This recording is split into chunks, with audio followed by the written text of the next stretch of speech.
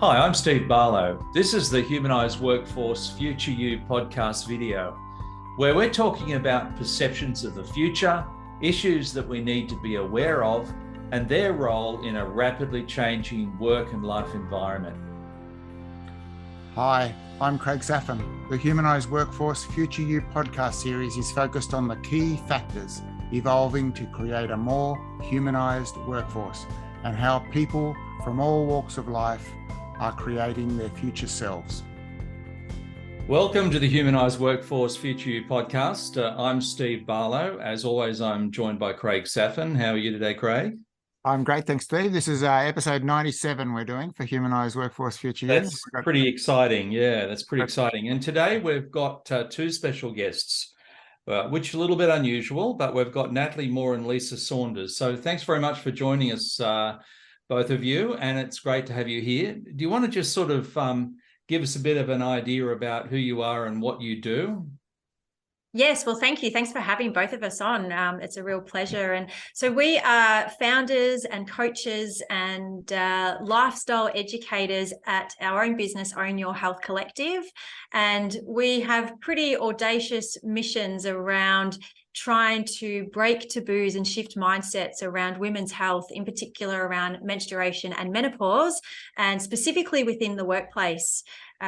We obviously, both being women, we've had our own sort of, challenges over our lifetime, and over the last few years really come to appreciate that there's a real gap in knowledge and awareness when it comes to women's cycles and phases. And in fact, the flow on is really deeply impactful to not just women's health, but their careers, their livelihoods, and their ability to show up in this world as they want to. That's great. Do you want to add anything to that, Lisa? No, Nat always does such a great introduction about what we do. I don't think I need to change it. So all good. Well, how about I try a bit harder and I ask you, Lisa, what led you to this point? Because I understand, we'll get into a bit more of the detail in a minute that Natalie just mentioned. But what are the years, or what did happen to you leading up to this? How did you land here? Yeah, good question. I actually started off my working career in a property-based career and was doing all right with that, loved it. But then I had my kids and things changed, and found that the flexibility with what I was doing wasn't suitable to being a woman, going back to the workforce and having children and trying to do the juggle. I also had a few health issues that raised their heads. So I basically pivoted and left that all behind and retrained as a food and health nutritional health coach, and had my own business and loved it, absolutely loved it. It's, I always tell the story about how I used to drag my mum into a health food shop, not a toy shop, when I was little, because I just used to love to see what kind of things there are. And I'd say to her, "Oh, can we get some of this?" She'd go, "Well, can we finish up what we got last week first?" That's right. So I was lucky that she indulged my fascination behind, that health idea. And it obviously catapulted to another level when I had my own children. So much so that I drove everyone crazy that when they were little, the first year of their life was just organic food. So don't give them that, because it's not organic, right? I've actually, obviously, toned that down, and now it's just about, real food and how we can simply do that. I met Nat coming back to 2018, 2019 through a mutual friend, and she also had a respective business at the time, and we decided that we'd done a women's health expo together, and in 2019, and you know what, we worked really well. Our skills were very complementary to each other, and we decided to start Own Your Health Collective, and that's how it was born. And we registered it in March 2020, just before we all went into what we know is the Melbourne lockdown. Great right? timing. So, yeah, great timing. but as Nat and I were saying, it was a blessing in disguise, because it really helped us finesse what we do, and it gave us an opportunity to network and really connect with people while we were at home, not being able to do much. And so that's what's led me to where I am today. Oh, that's fantastic. What about you, Natalie? Did you have a similar path, or you came from a different direction? Yeah, I came from a different direction. So I studied business at university because I had no idea what I wanted to do, and then fell into sales in packaging and manufacturing, actually, and was in that role for a good 10 years. And similar story, I had my daughter, returned back to work, really struggled with the working mum juggle. And I'm a keen runner, actually. And I had a bit of a moment in the bathroom at work because I'd had enough. And I said, please give me a sign of something I can do with my passion for running. And that morphed into my first business, which was aimed at motivating and inspiring people to run. And then I fell into coaching and studied coaching and training and yoga and meditation. And, you know, really cutting a long story short, just focused on how could I support women? How could I serve women? And I was wanting to support working mums, new working mums, and then met Lisa, and together we sort of put in our own skills and experience and personal stories around our own cycles and phases. And I learnt that, you know, there's so many stages that a woman goes through across her lifetime that's a result of her physiology and biology. And there's some, you know, great things that we can do here to support women, not just the education around it, but the lifestyle elements as well, around the physical, the mental, the emotional, and the spiritual health too. And you know, this is where we are in you know, forging ahead with that path. Yeah. Okay. Thanks. That's very interesting. They're very different paths you've come from. So I think you probably complement each other's skill sets quite well. So let's go a little bit to the health piece. Women's health is a very broad topic, right? And I don't think we're going to cover it all today. But in the workplace, you've mentioned two specific things: menopause and also menstruation. But what are the broader issues around women's health, and why do you think the workplace is not necessarily addressing these properly? Look, and really this isn't at any fault of anyone. We've just never spoken about menstruation, and we've just never spoken particularly about menopause. And what we're finding and what we're seeing coming out of the UK, and I must say the UK are really setting a precedence and paving the way forward for us and other countries, that women are being deeply impacted by such things as menopause, the lack of knowledge, the lack of support, the impactful symptoms, and women are leaving the workforce. They're not going for promotions. They're demoting themselves and really feeling like there's just nowhere for them to go, not even in a workplace sense, but even in a medical sense as well, because unfortunately a lot of doctors and medical professionals haven't been trained around perimenopause and even menstruation to a point too. And women just are at a loss on where to go. And so the fatigue, the loss of themselves, the frustration really flows into their work. And might I add that at that time, they're at their most ambitious self, looking for a deep sense of fulfillment and purpose. And they feel like there's no other choice but to leave the workforce. And it's not what they want to do, isn't it? They certainly don't want to leave. They want to stay. You know, there's years of experience to the employer, and, you know, years of experience that they've, you know, put blood, sweat and tears along to be able to get to the level that they're at. And some of these women just overnight will just get up and walk away. It's really sad. So how much of this do you think it is like it's clearly a particular, I don't know about particularly, but in menopause it's quite can be quite a challenging time for a woman to go through. And how much do you think it is the fact that it is a challenging time in someone's life, and also it can go on for quite a while, like a number of years?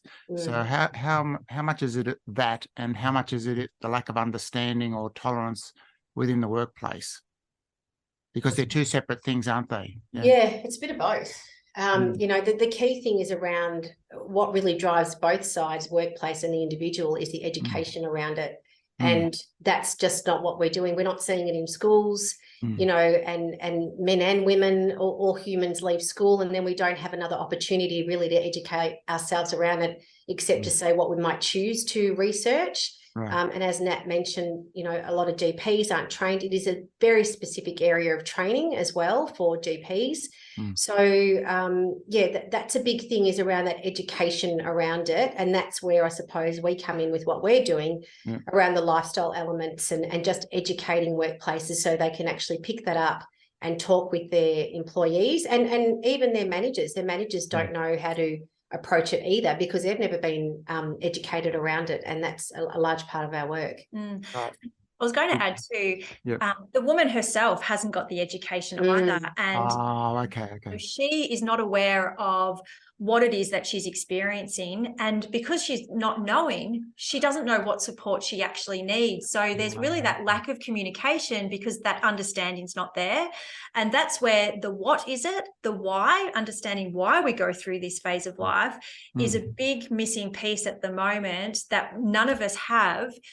In that we can't then communicate, this is what we need, this is what I need from the workplace, this is the support that I need. So until we close that gap in that education for women particularly, and then workplaces, that's when we can really come together and move forward and create places that really do support women. So can you talk a little bit about what sort of things you're doing to bridge that gap? Because it sounds like a pretty big gap if you're talking about the doctors, the actual individual, the woman herself, and also the workplace. That they're not skilled enough to be able to handle this sort of thing. So what can be done? Yeah, and look, and there's a lot of taboo slanted over this phase. And of course, because we haven't spoken about it. And, you know, when we started this a few years ago, we were getting, oh, I can't talk about it, it's taboo, to now people are a little bit more open to it. And how amazing that here we are talking with you on this podcast as well. So it's really finding those avenues to educate the masses on a broader level. So we've also got a podcast, Perimenopause Power, and part of that was contributing to closing the gap. But then from a workplace perspective, we're running those education workshops, and those education workshops need to happen before we do any type of other work, again, around the what, the why, and the how of it all. And then what we want to see is that it's becoming part of the culture. We're looking at existing health and wellbeing strategies and saying, well, how do we embed this in so that we're actually offering things that support the woman for what she needs for the time that she's in, and also similarly for men as well, because we're all aging and there's an opportunity to reflect and look at how do we help everybody age healthily so that they're giving themselves their best at work, but also in life too. And then, you know, having conversations, being able to use the word menopause. So we hear many women still whispering, I mean, and then we say, what are you whispering for? Yeah, so being really front and open with our communication as well, you know, through our social channels, through sharing, you know, talking and just being able to share the stories as well. Women really resonate when they can share the stories and hear the stories of other women too. And we actually tell the story quite often, and this happens with every workshop that we will do on menopause, that we might ask a few, you know, introductory questions at the start, and there's not much feedback or answering of those questions, but by the end of that workshop, the women and men that are in there, they're all fighting to put their hand up and actually give some, you know, ask the question or provide some feedback. So that's, you know, it's just around opening up the conversation about it is really powerful. Yeah, I think it would be. Yeah, that's like you're creating a safe space to have that discussion, aren't you? And that's important. Yeah, of course. There's a important first step, like you said. Can you talk a little bit about? You mentioned about lifestyle changes, and I know, Lisa, one of your passions is whole foods and things like that. Not necessarily organic now, but whole foods. But can you talk about the role that plays? Because there's been a lot in the press lately about the importance of diet and things like that on, as you mentioned, Natalie, the aging process and also general health. So what role does that lifestyle and like the running and also the dietary piece play? Yeah, it's quite huge, and we find a lot of it starts even with our just one-on-one clients as well, from that nutritional element. And many women and men are going into different phases of their life where they are nutritionally incomplete and deficit, you know, have a deficit there. So we definitely educate around, you know, what that looks like, simply working in, you know, considering other people's lifestyle, and what that, you know, we're not out here to say, you know, you need to be eating green carrot, kale and smoothies and, you know, all these kinds of things. It's about looking at what they're doing and making it very real and doable. I think often there's so many diet trends out there that that confuses us. So we find a lot of people put their hands up in the air. And so we talk a lot about that whole nutrition, you know, does it come from an animal, a tree, or the ground. And we're very much focused around the three macronutrients being protein, healthy fats, and carbohydrates, and what that looks like for individuals. So nutrition, and we definitely go back to the basics. Sleep's incredibly important here.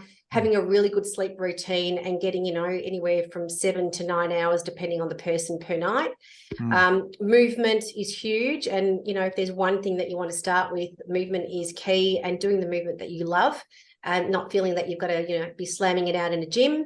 And some people don't like going to the gym. So do what it is that's going to get you moving. And for me, it's I love Pilates and walking. For Nat, it's her running. But we love to do it. So then, that drives us to do it every day.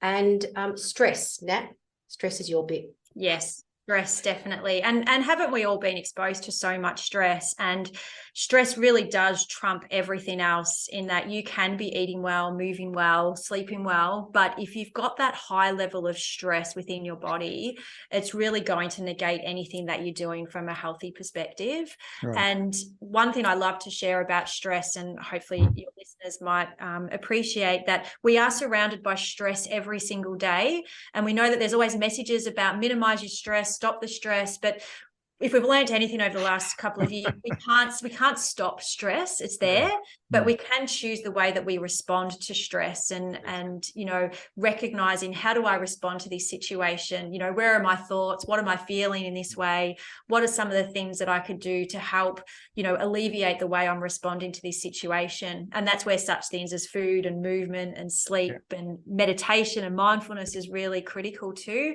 But all of those 4 areas really do play a big role in how we manage, really pivotal life phases, and also the way that we transition through them too. The more that we can support our lifestyle from the very earliest point, the greater our success in being able to transition through these phases and also age healthily too.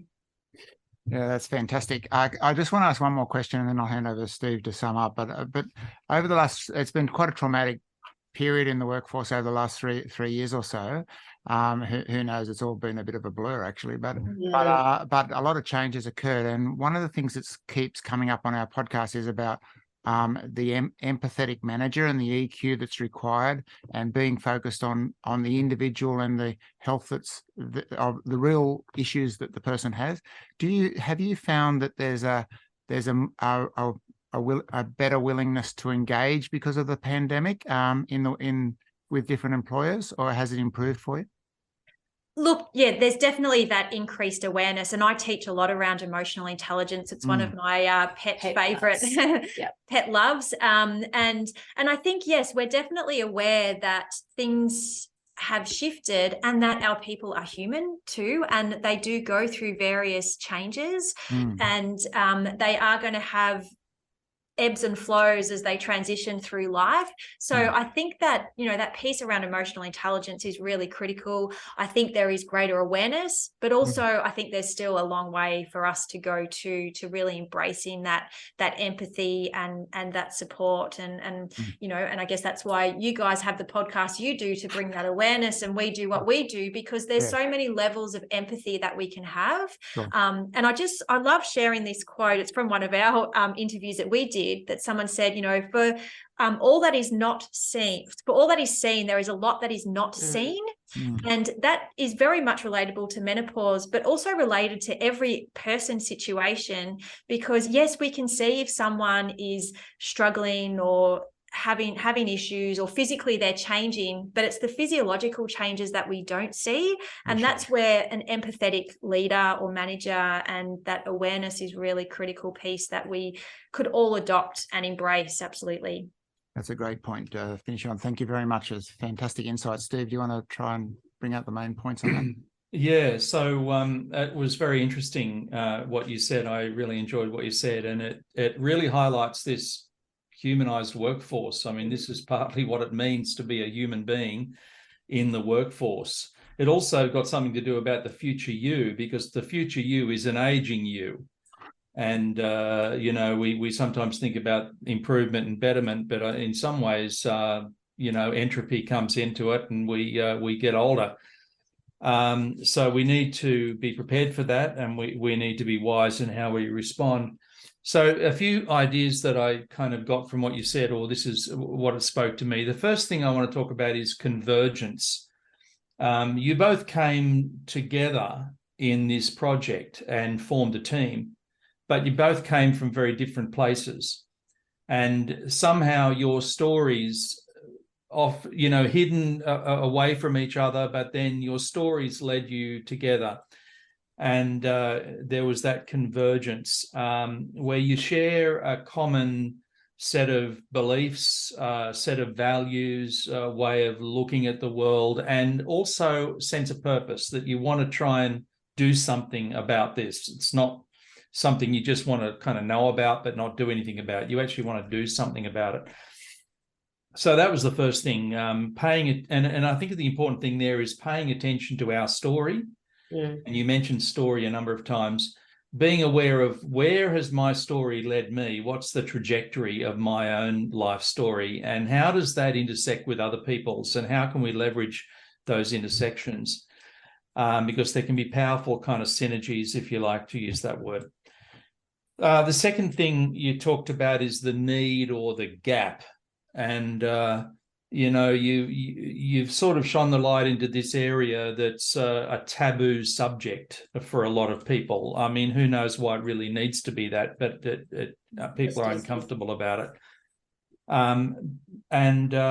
There's a lack of awareness, there's a lack of understanding, there's a lack of professional help in many cases, and it's kind of a don't go there kind of topic.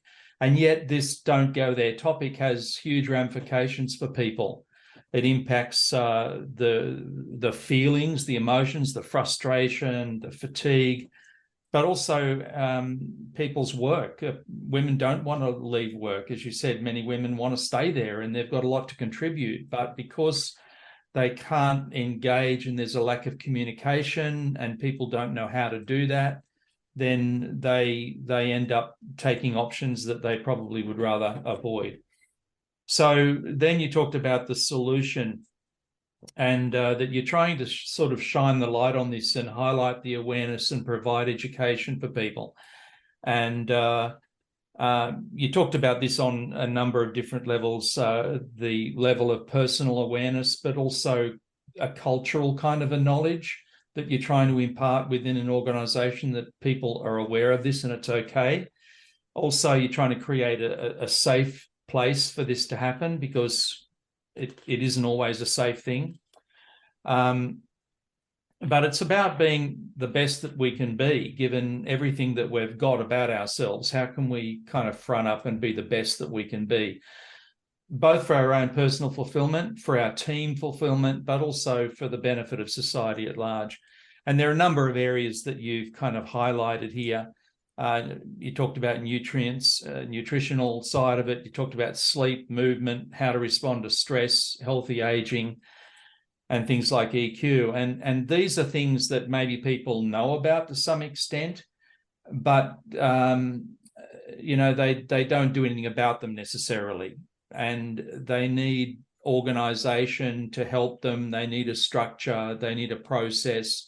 They need a space that's safe where people can talk about these sorts of things. And that's part of the solution that you're trying to bring forward. So these are really important things as far as a humanized workforce. We're not machines. We're not robots. We're not AI bots. We're humans, and we have bodies and we have needs. And, being aware of that is better than just pretending those needs don't exist. Hey, how's that? Perfect. Thank you very much. It was great to have you on, and it's wonderful to see you so passionate about helping improve the situation. So thank you very much. I really appreciate it. Thanks for watching this video on Humanised Workforce Future You. Please leave a rating or review for the series on the medium where you source your videos. The transcripts for today's video can be found on craigsaffin.com. Please subscribe to the series to avoid missing out on future episodes.